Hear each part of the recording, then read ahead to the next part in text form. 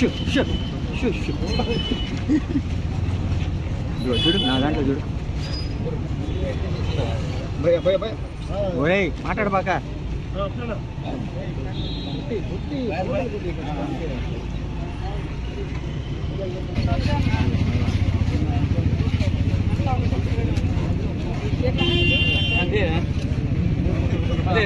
Photo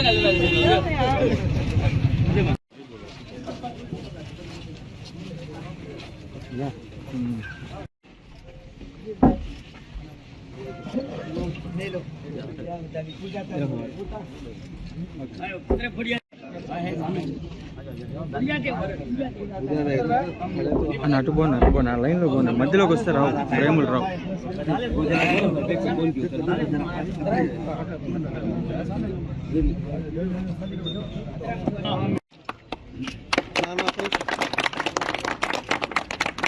నాలుగున్నర సంవత్సరం అసలు ప్రజలు ఎలా ఉన్నారో కనిపించిన ఒక ఆయన 2 రోజుల క్రితం ఒక మాట చెప్పాడు, అనిల్ దమ్ముంటే నెల్లూరులో పోటీ చేయండి.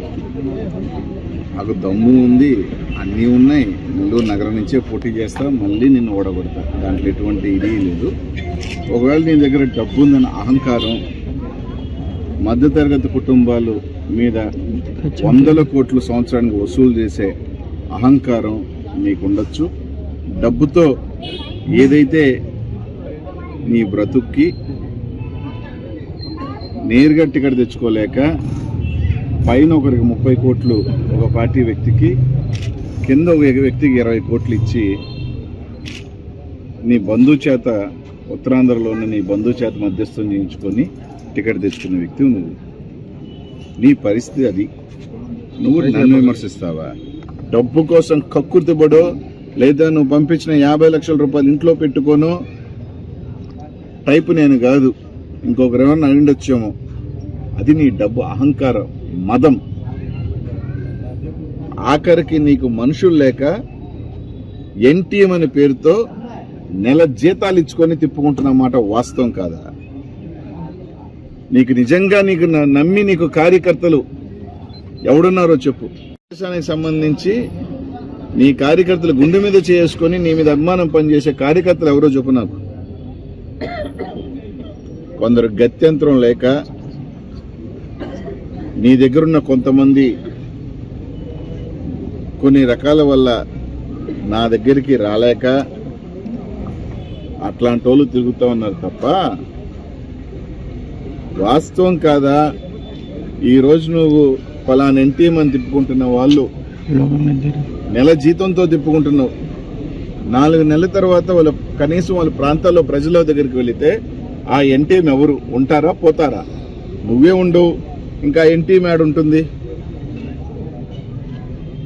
ఏందో ఈ మధ్యకాలంలో ఏదో సాంగ్ చెప్పిన అన్ని పవన్లు వేస్తుంటే ఏలికి పవన్లు వేసిందంట. ఈయన కూడా గొంతెత్తి మాట్లాడుతున్నాడు జగన్మోహన్ రెడ్డి గారి గురించి, రకరకాల కేర్ ఆఫ్ అడ్రస్. నువ్వు పెద్ద మనిషివే నారాయణ అంటే డబ్బు ఉంటే నువ్వు పతివ్రతవే, నువ్వు దోపిడీదారుడు కాదా? 18 కోట్లు పెట్టి 600 కోట్ల పేదల అసైన్మెంట్ భూమి లాక్కున్న ఎదవి నువ్వు. పేద బిడ్డలు, మధ్యతరగతి బిడ్డలు, పిల్లల లక్షల రూపాయలు వసూలు జలగల్లాగా వసూలు చేసుకుంటున్న క్యారెక్టర్ నీది. నువ్వు మాట్లాడతావా? పొద్దున్న లేస్తే ఏ కార్యక్రమానికైనా కుటుంబ సమేతంగా తిరుగుతున్నావు. ఎందుకు తిరుగుతున్నావు అందరికీ తెలుసు, జనాలకి ఇంకో అనుమానాలు రాకూడదని. నేను నోరెత్తి నన్ను కూడా మాట్లాడి చలించంగా మాట్లాడతా. ఒక గౌరవం ఇస్తా ఉన్నా, గౌరవంతో తగ్గట్టు మాట్లాడు. దమ్ములు గిమ్ముల గురించి నువ్వు నా దగ్గర మాట్లాడు. మాకబ్బా నా దమ్ము ఏందో జిల్లా చూసింది చాలా మంది చూసారా? కాదు, చాలా మంది చూశారు. సగం వాటికి పర్మిషన్లు ఉండవు, సగం వీటికి అన్ని. ఏది చెప్పు? వేరే వాడు ఎవడో బిడ్డ, పేద బిడ్డ ఆడన్నా స్కూల్లో చదువుకొని ర్యాంక్ తెచ్చుకుంటే ఆ ర్యాంకులు కొనుక్కునే బతుకు నీది. ఇప్పుడు కూడా చెప్తున్నా, నీ సీటుని 50 కోట్ల రూపాయలకి కొనుక్కున్నావు నువ్వు. వేరే పార్టీకి పైకి ఒక పార్టీ దగ్గరికి 30 కోట్లు ఇచ్చావు, కింద ఒకడికి 30 ఇచ్చావు, 20 ఇచ్చావు. ఇది వాస్తవం అని నేను కాదు చెప్తుంది. మళ్ళీ నేను అంటున్నాను, మీ తెలుగుదేశం పార్టీలో ఉన్న ముఖ్యులు అంటున్నది ఈ మాట, గుసగుసలు మాట్లాడుతున్నారు.